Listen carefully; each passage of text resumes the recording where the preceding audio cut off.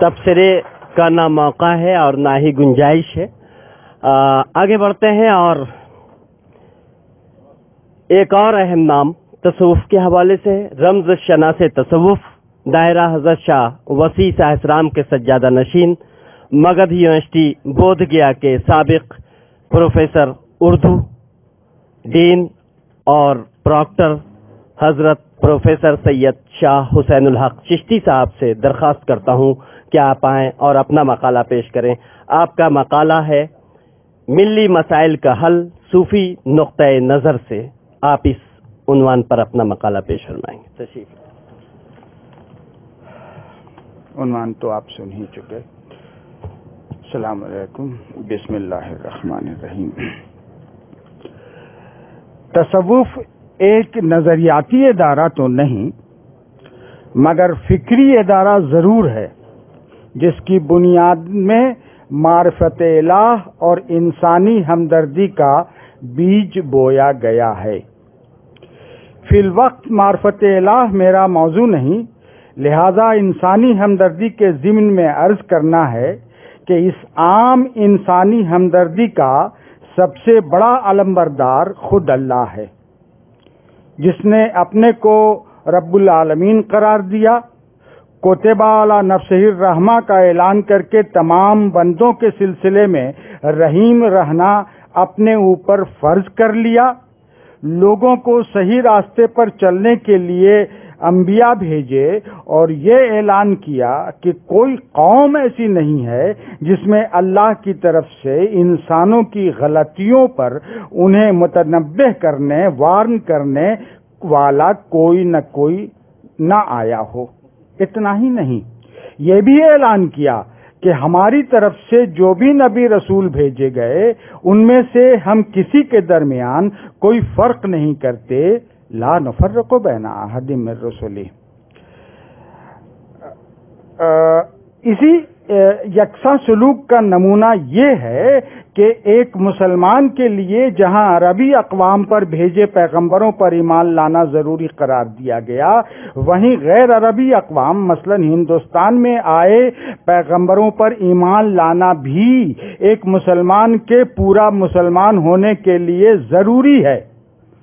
اس سے بھی آگے سوچئے تو نظر آتا ہے کہ حیات و موت، غم اور خوشی، ہر صورت میں تمام انسانوں کے لیے یکساں طور پر تدبیر اور توفیق اللہ کے قانون کو کائناتی یونیورسل حیثیت عطا کی.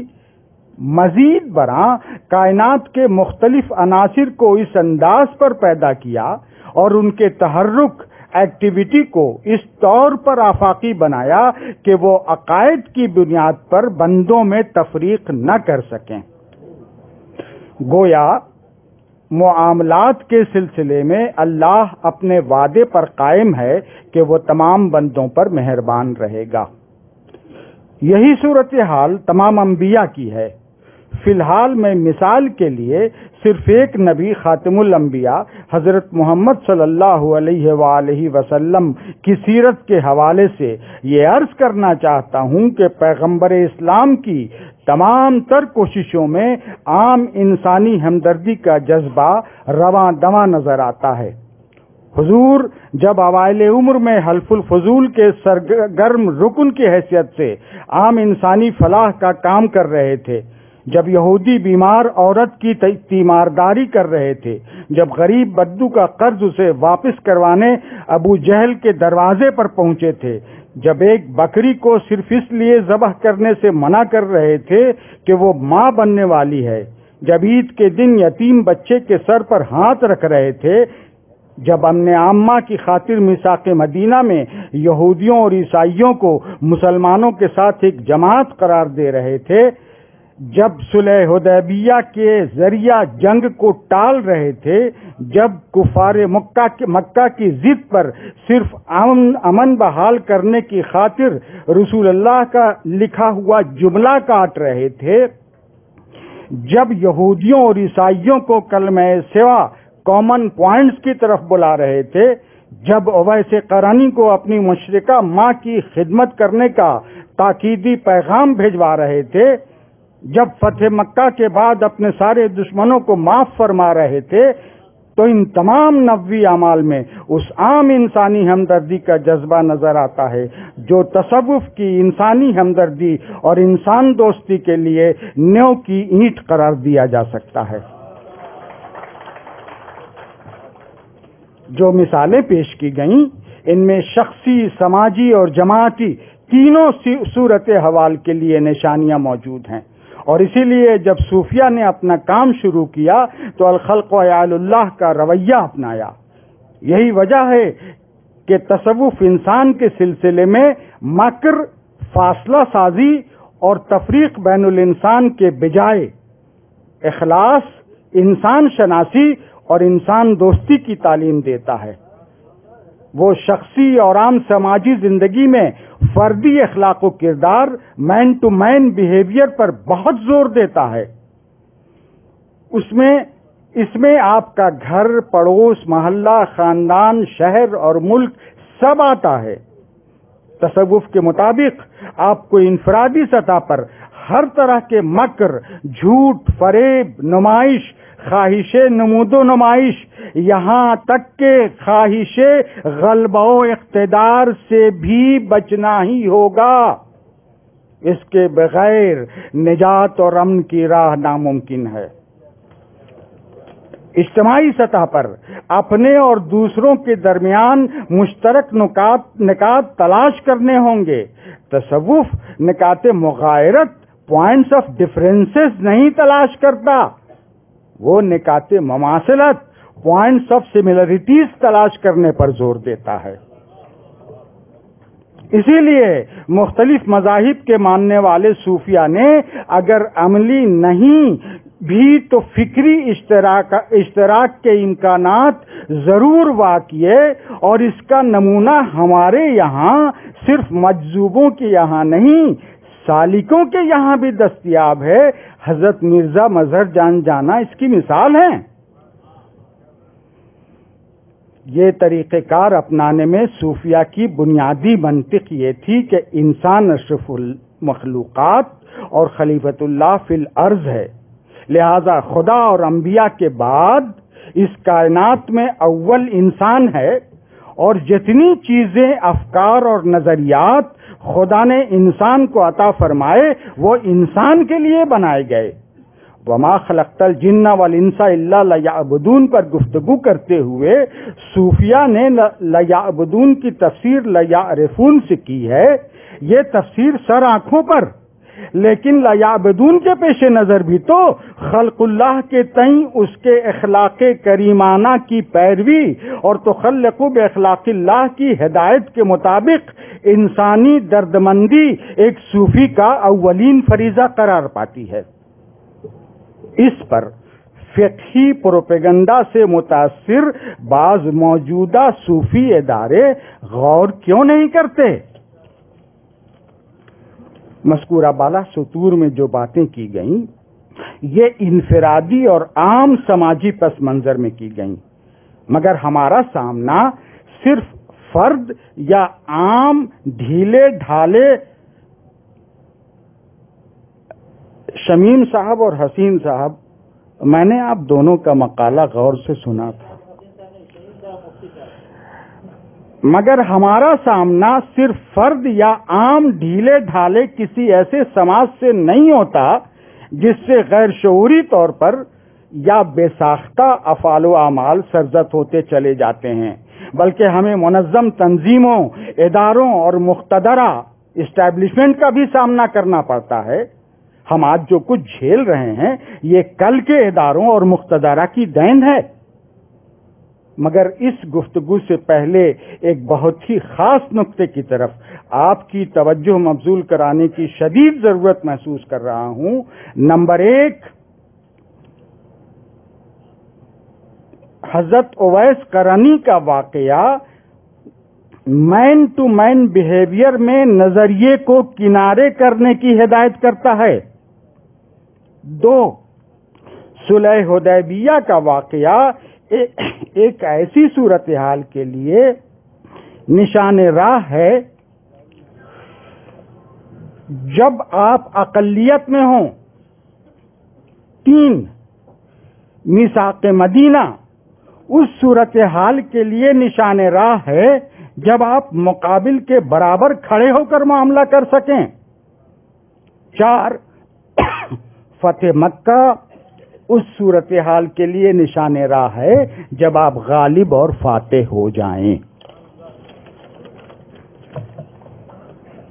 آخری ہے،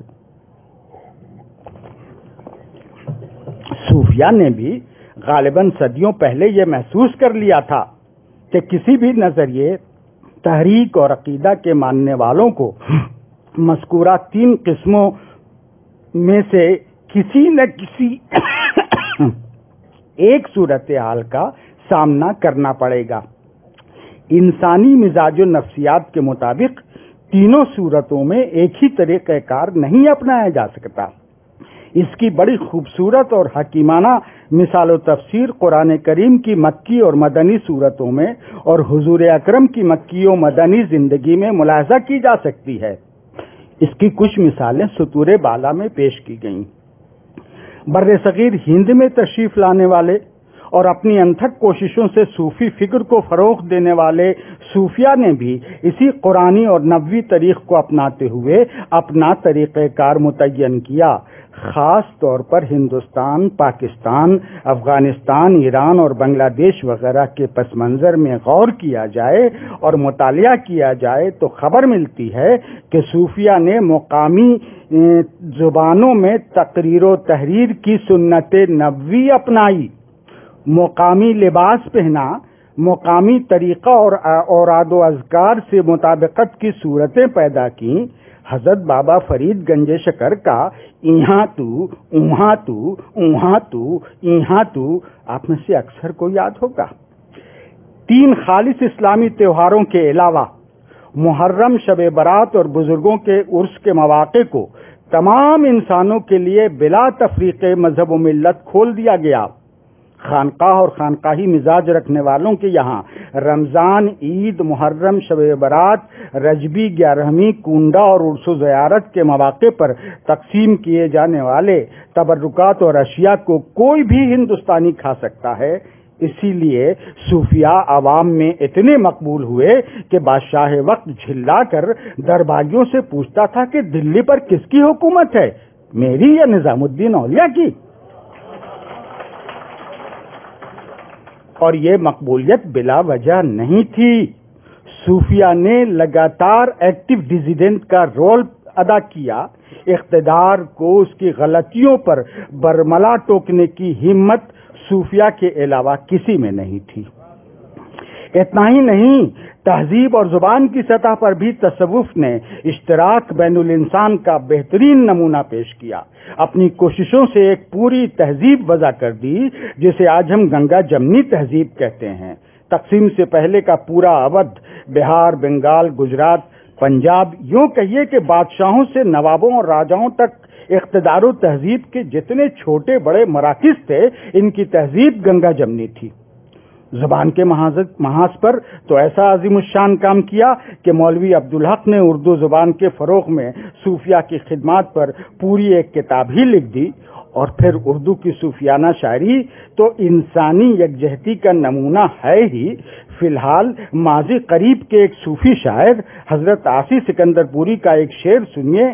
اتنے بت خانوں میں سجدے ایک کعبے کے عوض، اتنے بت خانوں میں سجدے ایک کعبے کے عوض، کفر تو اسلام سے بڑھ کر تیرا گرویدہ ہے. یہی وہ فکر تھی جسے دارا شکوہ آگے بڑھا رہے تھے، مگر جسے اورنگزیب نے تہہ تیغ کر دیا. سچ یہ ہے کہ اورنگزیب کی فتح نے جو ذہن تیار کیا، اس نے محسوس کیا ہوگا کہ صوفیہ کی ساری مقبولیت اور ان کے تئیں عوام الناس کی محبت کو اپنے خود ساختہ مذہبی ماڈل کی آڑ لے کر غیر مقبول بنایا جا سکتا ہے.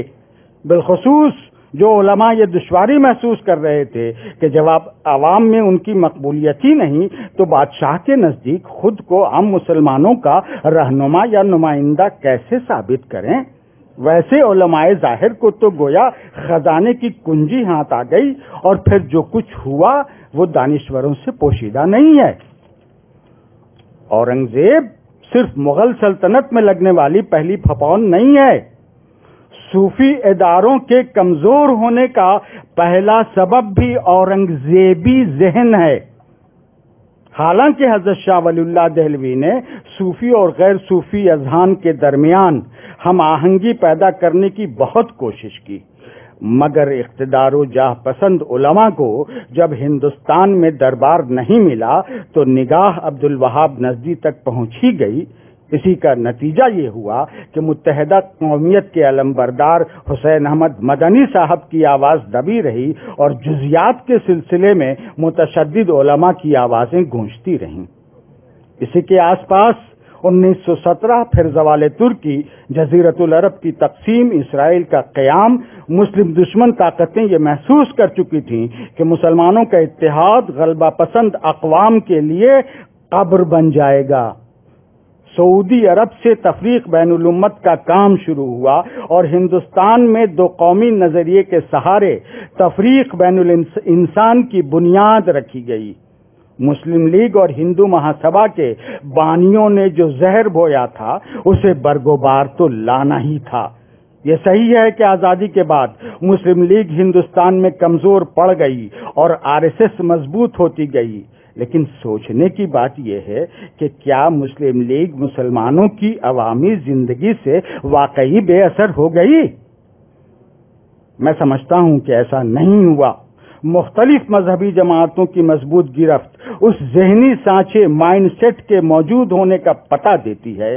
تمام جماعتوں کی فکری بنیاد الگ ہوتی ہے، مگر ہر جماعت اسے اسلامی فکر قرار دیتی ہے، اور تمام جماعتوں کا طریقہ کار یکساں طور پر تنظیم، طاقت اور اقدام و پیش رفت ہوتا۔ مذکورہ بالا فکری رخ کا نفس مذہب اور روح مذہب سے کیا تعلق ہے مجھے نہیں معلوم، مگر مجھے اتنا ضرور معلوم ہے کہ اسی تنظیم، طاقت اور اقدام کے نام پر ہر قسم کی دہشت پسندی اور شدت پسندی روا رکھی جا رہی ہے۔ نظریہ، تنظیم، طاقت اور اقدام سے صرف اقتدار حاصل کیا جاتا ہے، کوئی حاکم بنتا ہے، کوئی محکوم، مگر صوفی نقطۂ نظر سے زندگی کو، آدمی کو نہ حاکم کی ضرورت ہے نہ محکوم کی، اسے ہم سفر چاہیے۔ زندگی کو، آدمی کو نہ حاکم کی ضرورت ہے نہ محکوم کی، اسے صرف ہم سفر چاہیے، اور اسی ہم سفری کے لیے تصوف نے عشق کا انتخاب کیا ہے۔ افسوس کی بات ہے کہ تصوف کا عشق اپنائیت، اونس کا جو فلسفہ اور تہذیب پیدا کر رہا تھا اسے آج کی مذہبی شدت پسندی نے اجنبیت اور دوری کے کلچر میں بدل دیا۔ مذہبی شدت پسندی نے عوامی سطح پر، صحافتی سطح پر اور زبان کی سطح پر بہت شفاف انداز میں جو کارہائے نمایاں انجام دیے ہیں، اور اگر جلد ہی دہشت پسندی اور شدت پسندی کے ان کامیاب مظاہروں اور ظاہرہ کا سدباب نہیں کیا گیا تو خطرہ ہے کہ ہندوستان کی عوامی زندگی ایک ایسے خلفشار سے دوچار ہو جائے گی جس میں سب سے زیادہ نقصان مسلمانوں کا ہوگا۔ لہذا ضرورت اس بات کی ہے کہ نمبر 1، قرآنی اور نبوی طریقہ کار کے مطابق مکی صورتحال کو مثال بناتے ہوئے طریقہ کار وضع کیا جائے۔ 2، فکری طور پر دیگر مذاہب والوں سے مکالمہ جاری رکھا جائے۔ 3، میثاق مدینہ کی پیروی میں تمام مذاہب والوں کے ساتھ مل کر کام کیا جائے۔ 4، تہذیبی طور پر اشتراک کا عمل تیز کیا جائے۔ 5، قرآنی تعلیمات اور نبوی سنت کے مطابق جینے کو اپنی عادت کا حصہ بنا لیا جائے۔ شکریہ بہت بہت۔